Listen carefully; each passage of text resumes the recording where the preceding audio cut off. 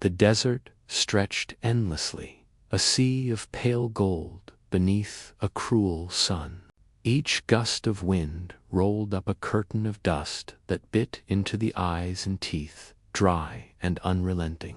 Somewhere along that lonely stretch of land, a man named Eli Turner rode his tired mare toward the dying light.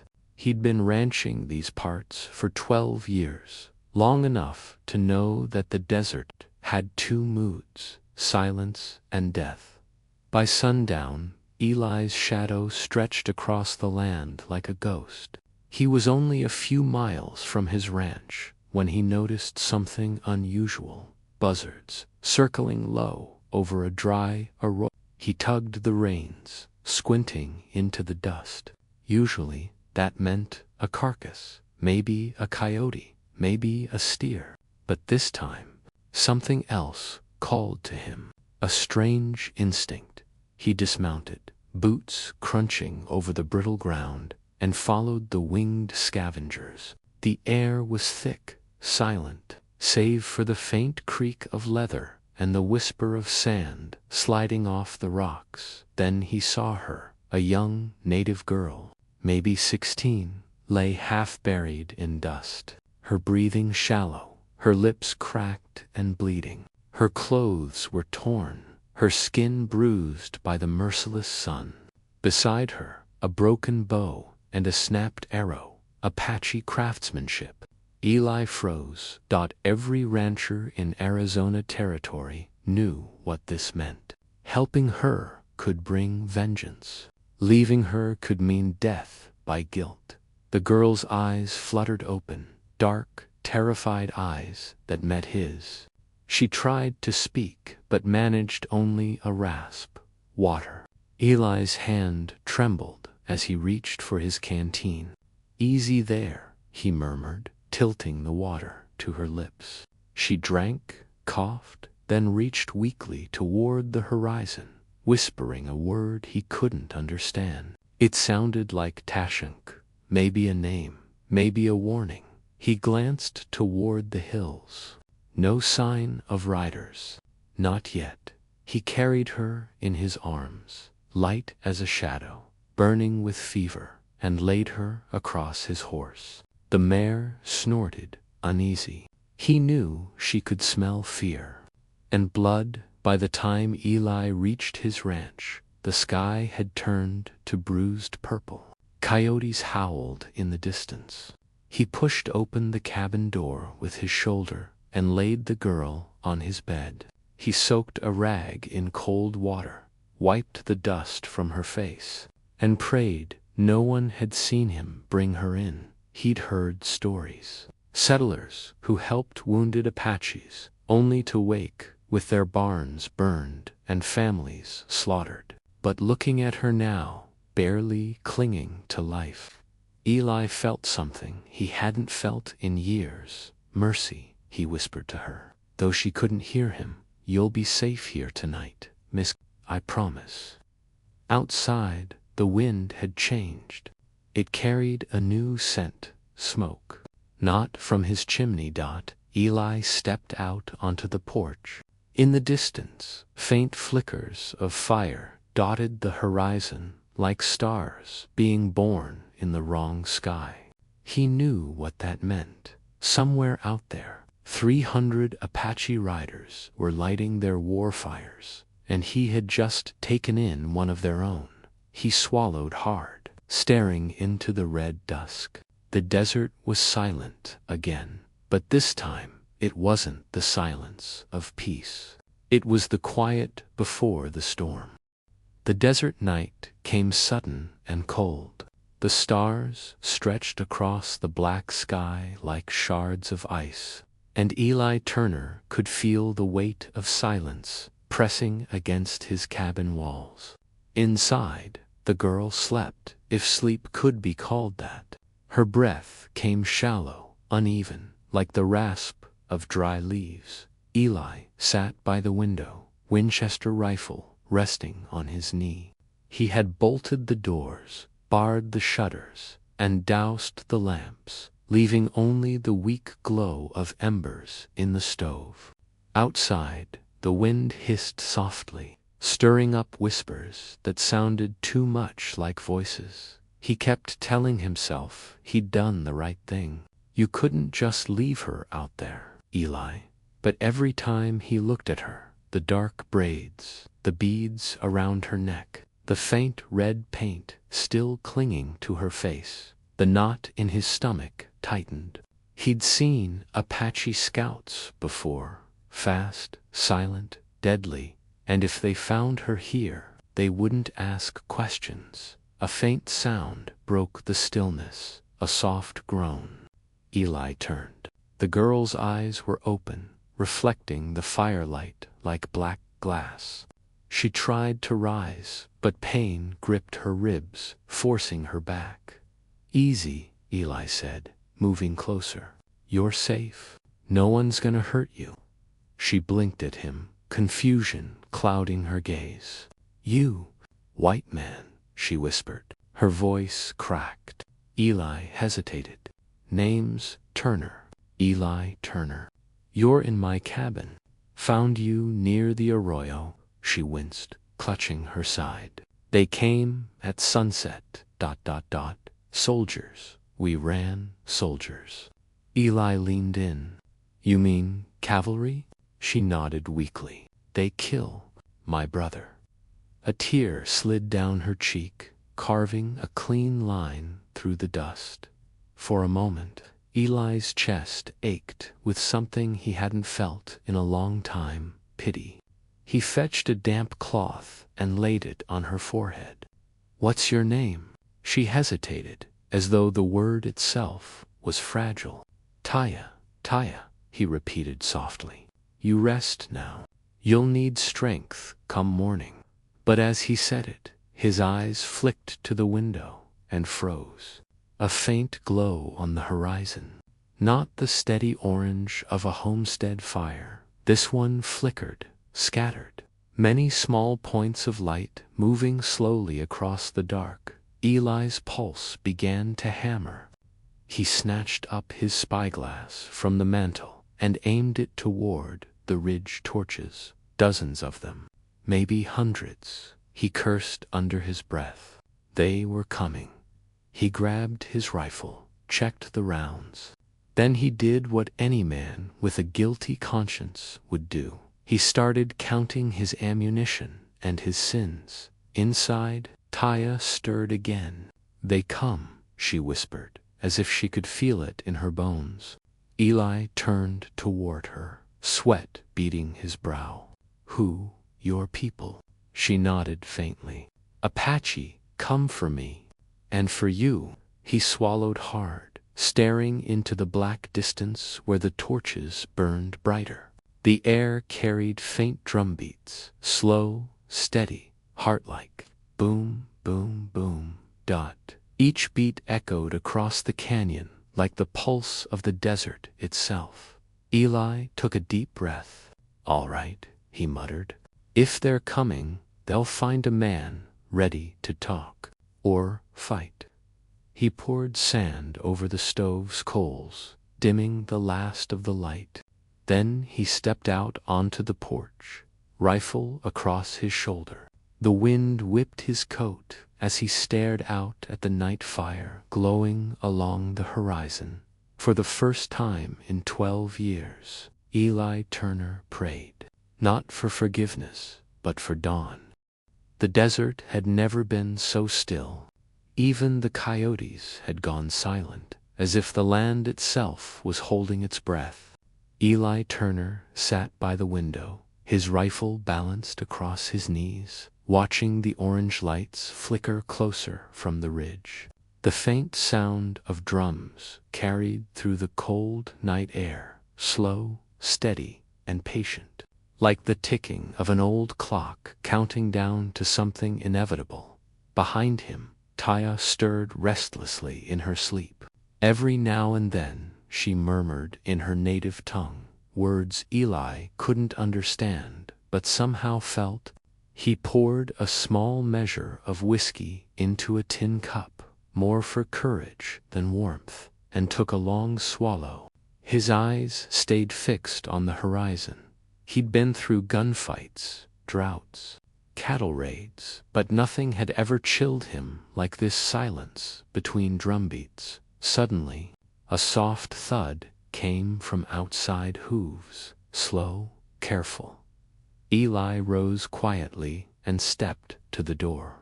Through a crack in the wood, he saw movement, shadows slipping between the fence posts. For a heartbeat, he counted 3 riders, maybe 4. Then another sound joined them, a low whistle, answered from somewhere far off in the dark. "They're scouting," Eli whispered to himself. Behind him came a weak voice. "Don't shoot." He turned. Taya was awake, propped up on one elbow, her face pale in the moonlight. "They watch," she said softly. "They test you." Eli frowned. "Test me? For what?" "To see if you fear them," she murmured. "If you raise your gun, they kill you before sunrise." He stared at her, torn between disbelief and instinct. "And if I don't?" "Then they wait. They watch. Apache never rush." Eli looked back out the window. The riders had melted into the shadows, leaving only the faint shimmer of torchlight in the far distance. For a moment, he considered running, saddling up and riding north through the canyon before dawn. But one look at Taya ended that thought. She wouldn't survive the ride, and leaving her behind wasn't something he could do anymore. He sat back down, exhaling slowly. "Why'd they let you live?" he asked quietly. "If the soldiers killed your brother, why didn't they take you?" Taya's eyes darkened. She looked away, her hands twisting the edge of the blanket. "I, not just Apache girl," she said finally. "My father." "Was Chief?" Eli froze. "Your father." "Chief Kosa," she whispered. "He led the war bands near the White Mesa. I ran when soldiers came. He sent me to find peace talk with white men." She looked up at Eli then, eyes wet with exhaustion and anger. "But white men shot my brother instead." Eli's heart sank. He knew the name Chief Kosa, the war leader who'd burned 3 ranches the year before, after a treaty was broken. The man whose name settlers used to scare their children. "So that's why they're coming," Eli muttered. "Not just for you.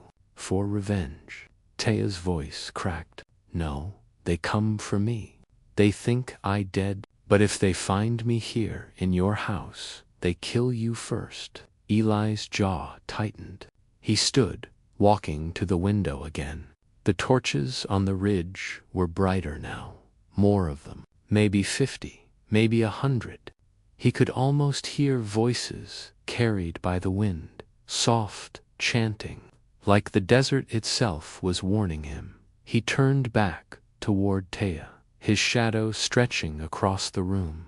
"Then we better make them believe you're still dead," he said quietly, "or we'll both be buried before the sun comes up." Outside, the drums grew louder. The fence creaked in the wind, and somewhere in the distance, the first streaks of dawn broke across the horizon like blood on steel. The night drums had faded, but the desert was still humming with tension. Eli Turner hadn't slept a wink. He sat at the edge of his porch, watching the distant smoke rise from the hills where the Apache campfires had burned through the night. Inside the cabin, Taya stirred weakly. Her fever had broken, but her voice was faint, soft as wind through dry grass. "They are close," she murmured. "If they see me alive, they bring fire to your home." Eli rubbed his tired eyes. "You said they believe you dead, so maybe we make sure they keep thinking that."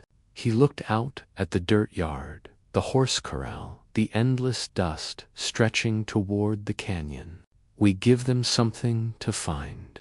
Before sunrise, Eli set to work. He dragged an old tarp from the barn, spread it over the ground near the corral, and sprinkled it with blood from a slaughtered calf.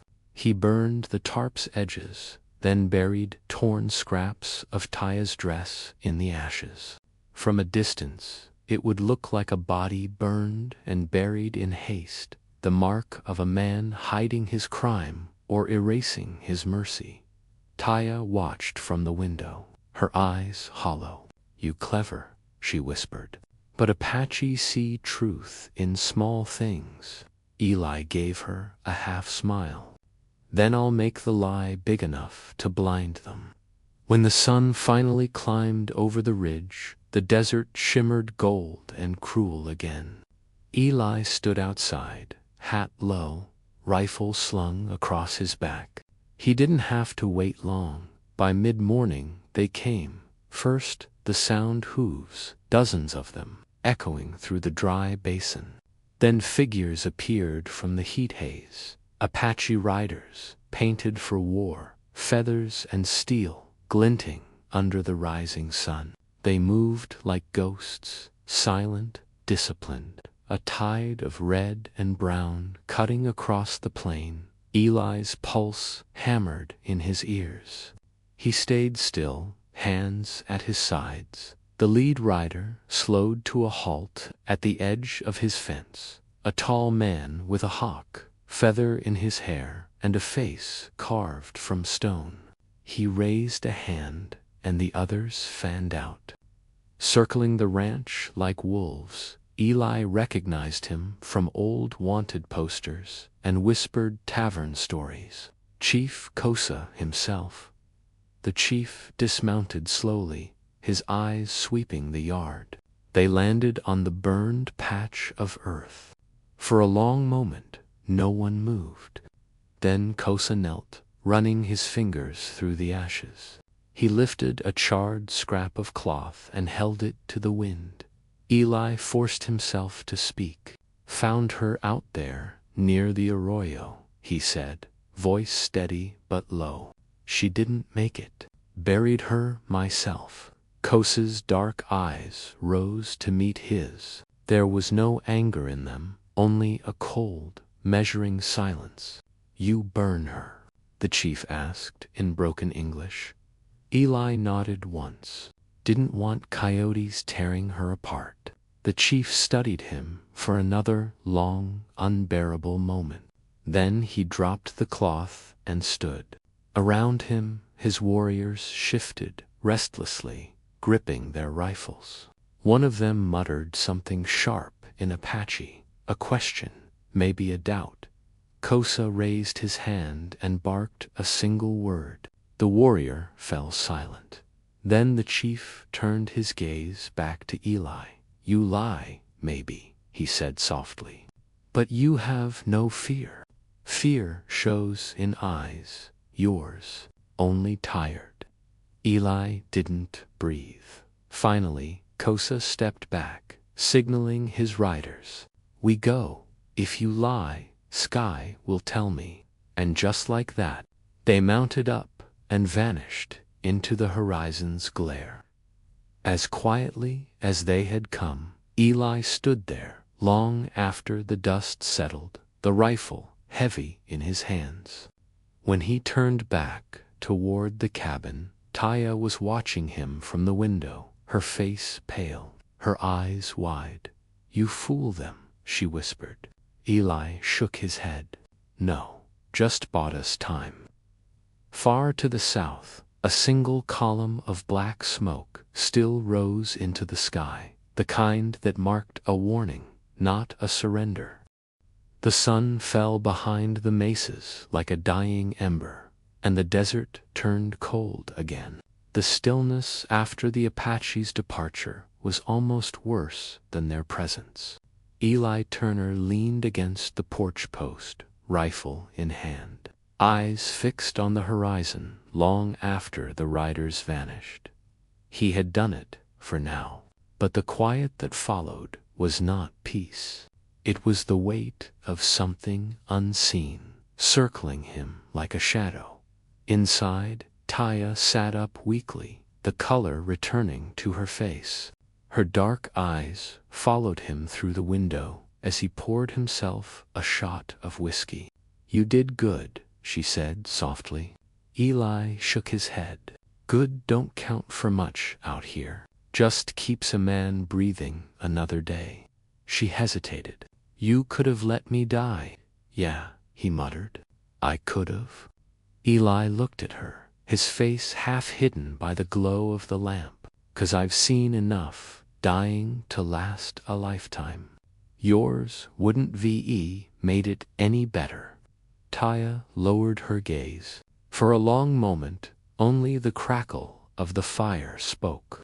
Then she said quietly, "When my father learns I live, he will come back." Eli sighed. "I figured as much."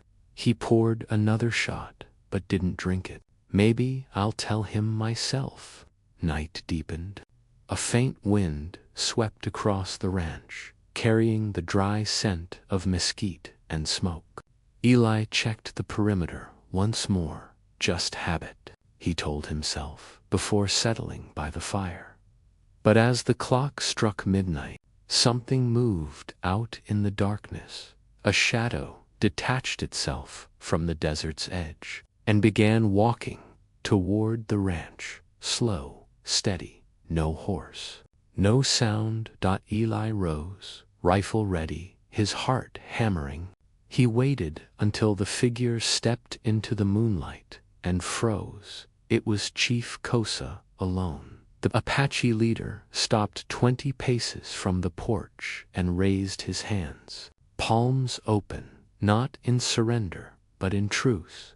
Eli hesitated, then lowered the barrel slightly. "You're either the bravest man I ever met, or the craziest," he said quietly. Kosa's face was unreadable. "Both," he said. His voice was calm, deep, carrying the weight of centuries of dust and blood. "You lie this morning." "I knew." Eli's stomach tightened. "Then why didn't you kill me?" "Because," Kosa said, "mercy is rare. My daughter told me long ago, white man's heart is made of iron. Maybe she wrong." Eli blinked. "Your daughter." He turned toward the cabin, realization dawning. "You knew she was alive." The chief nodded slowly. "When sun rose, I felt her. Blood knows blood." He took a step closer. "She is all that remains of my family. Soldiers took my sons. The earth took my wife. I would have taken your life, but she would not want that." Eli exhaled slowly. "Then take her back. She's yours." Kosa looked past him, toward the cabin window where Taya's shadow trembled behind the curtain. "She cannot return. She broke our circle when she crossed into your world." Apache do not forgive easily, not even their own. The air between them went still. Eli lowered his eyes. "So what now?" Kosa's gaze softened just a flicker. "You keep her safe. Teach her your peace, if you have any left. And if your soldiers come again," his voice hardened, "you send them south. I will meet them myself." He turned, the moonlight tracing silver across the feathers in his hair. "You showed mercy, rancher. The desert remembers such things." Then, without another word, he melted back into the darkness, leaving only footprints in the dust. Eli stood there long after he was gone, feeling the chill settle into his bones. Inside, Taya wept softly, not from fear, but from something older, deeper in that moment. Eli understood. Mercy was never free. It always came with a price. Morning came soft and gray, the kind of dawn that didn't bring warmth, only light. The desert stretched quiet and endless, washed clean by the cool breath of night. For the first time in days, There were no war drums, no riders, no smoke on the horizon. Staring toward the hills where Chief Kosa had disappeared hours earlier, the wind tugged at his coat, carrying the scent of sage and the faint memory of smoke. Inside the cabin, Taya sat at the table, a wool blanket around her shoulders. The fever was gone, replaced by a calm that didn't belong to someone her age. She looked stronger now, but her eyes had the weight of an entire people in them. Eli stepped in quietly. "He's gone," he said. "Your father," she nodded slowly. "He always gone." Even when near, Eli poured coffee into 2 tin cups, sliding one across the table. She accepted it, hands trembling slightly from the chill. For a long time, neither spoke. The only sound was the crackle of the small fire and the distant cry of a hawk. Finally, Taya said softly, "You should not have helped me." Eli raised a brow. "I keep hearing that. You change path," she continued. "Apache and white man, their roads do not cross. When they do, both bleed." Eli took a sip of coffee, grimaced at the bitterness, and looked out the window. "Maybe so, but I reckon there's enough blood in this land already." A faint smile ghosted across her lips. "You talk like my father," he chuckled quietly. I doubt he'd agree. They fell into silence again, comfortable this time. But as the light grew stronger, Taya's eyes drifted toward the open desert. Something restless flickered behind them. "You're thinking about going back," Eli said. It wasn't a question. She hesitated, then nodded. "My people need to know I live. If I stay, more will come. Soldiers, warriors, all searching. If they find me here, they kill you, too." Eli leaned back in his chair, jaw tightening. "You sure that's what you want? Out there's no promise but dust and ghosts." She met his gaze. "That is where I belong," he wanted to argue. He wanted to tell her that peace was possible here, that the world didn't have to be split between white and red, between vengeance and forgiveness. But he knew better. The West didn't work that way. It never had. By noon, the mare was saddled. Eli packed what supplies he could spare: bread, jerky, a water skin, and an old blanket. He helped her mount, steadying her as she adjusted the reins. The sky was the color of burnished gold. A hawk circled high overhead, its cry echoing across the basin like a farewell. Tai looked down at him. "Eli Turner," she said softly, "one day you will ride east. You will see Greenland again. When you do, remember, the desert does not hate. It only tests." He smiled faintly. "And if I ever see your father again," her eyes shone, "tell him his daughter found her peace, not with war, but with mercy." She turned the mare toward the open desert. Eli watched her ride until she was nothing but a shadow in the light. One more ghost carried by the wind. The ranch felt impossibly quiet afterward. The dust swirled around his boots. The boards creaked in the heat. But somewhere in that silence, something had changed. He walked to the edge of the corral, eyes fixed on the far hills. For the first time in years, the land didn't feel empty. It felt alive, as if it had finally forgiven him. Eli tipped his hat to the horizon. "Ride safe, kid," he whispered. And then the wind carried her name across the plains one last time, Taya.